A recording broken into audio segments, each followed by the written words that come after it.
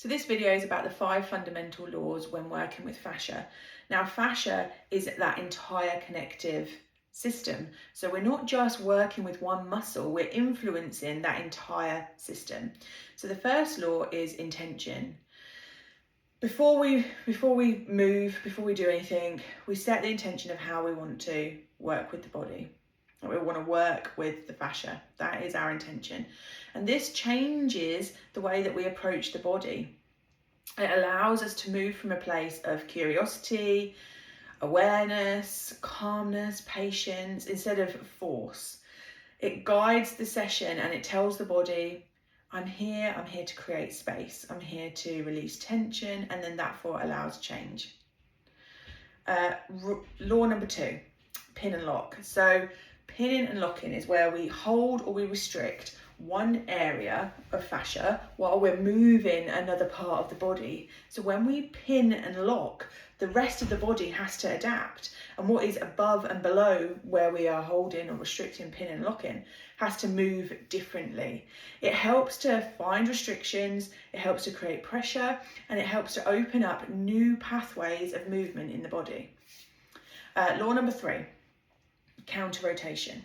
So the body is naturally likes to move in spirals. When we move our hips, our shoulders naturally go in the opposite rotation, the opposite direction.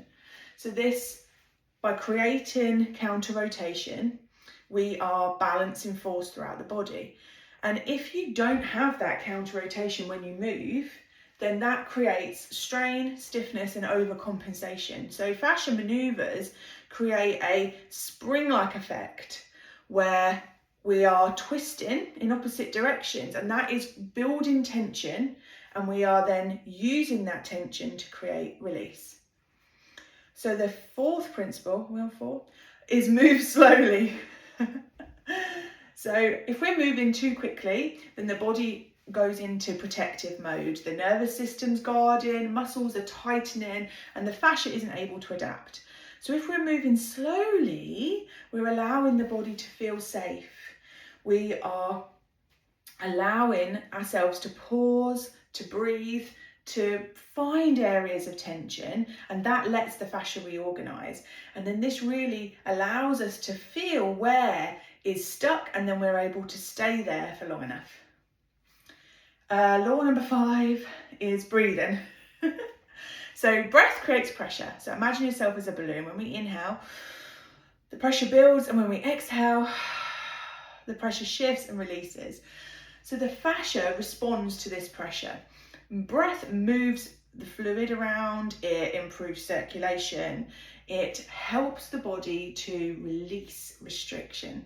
And without the breath, it's really not a fascia maneuver, because the breath drives the movement, it directs the pressure, and it helps the body to unlock. Had to pause there because somebody just rang the doorbell and interrupted my video. So how these things work together? Well, we are going to set an intention, we are going to pin and lock the fascia, we're going to counter rotate the body, and we are going to move slowly, and we are going to breathe. And together, this is going to create pressure, tension, movement, and it's going to allow us to release throughout that entire fascia connective system.